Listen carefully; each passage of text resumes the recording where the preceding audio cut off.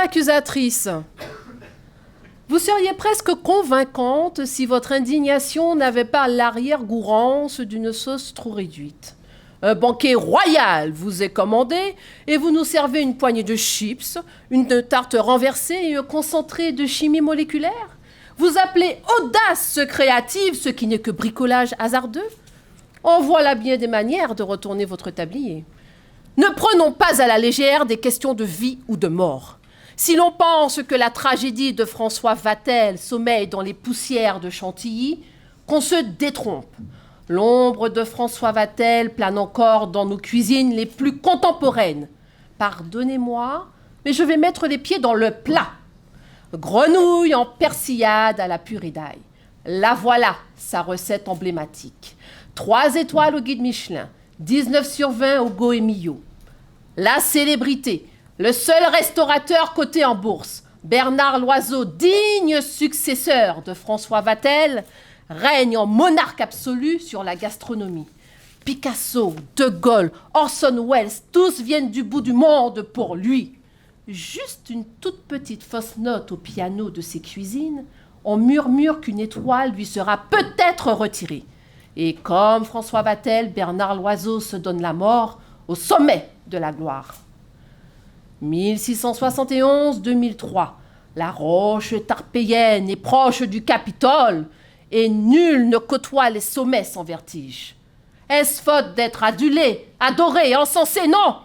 Mais la moindre défaillance n'est point permise aux plus grands.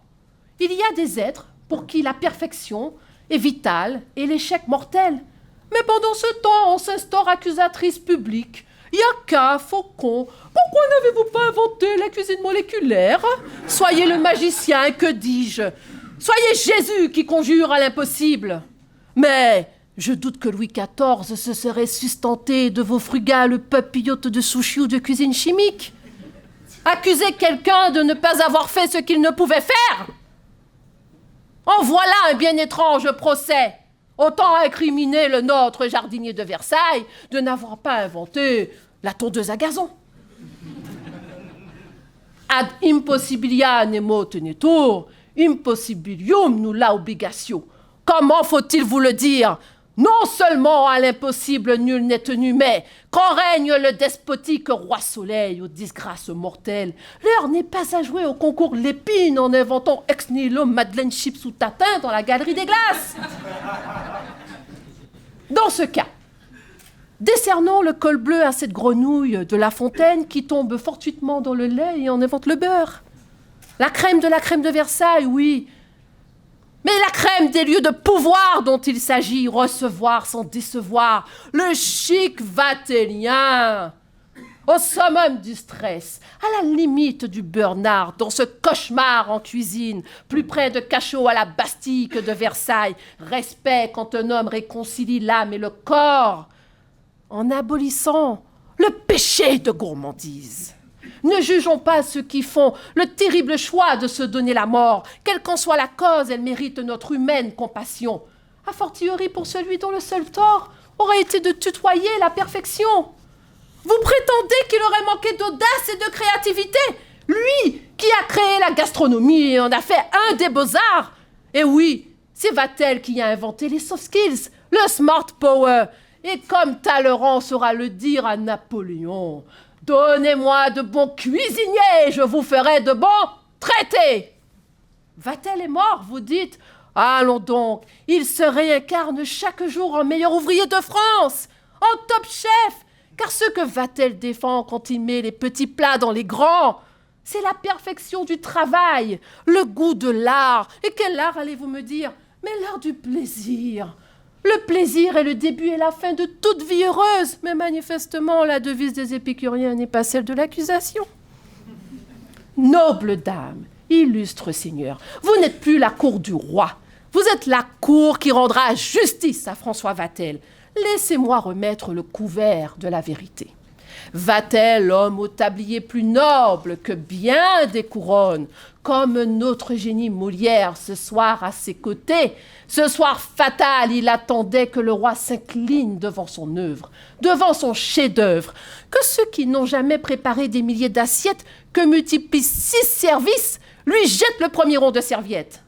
Alors non, décidément non, il n'y a pas de mal à effleurer le divin pour que le raffinement devienne politesse de l'âme.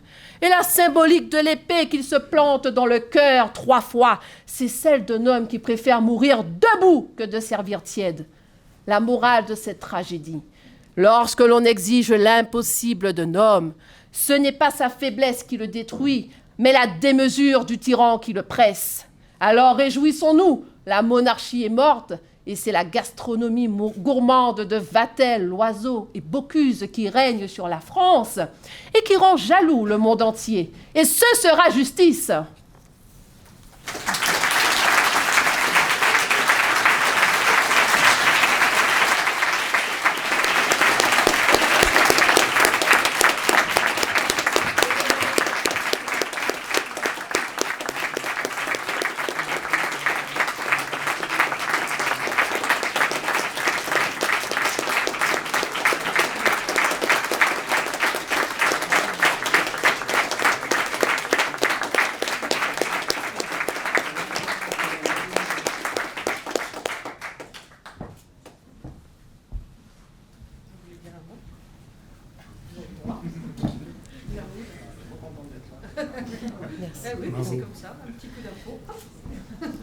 Je vous remercie tous.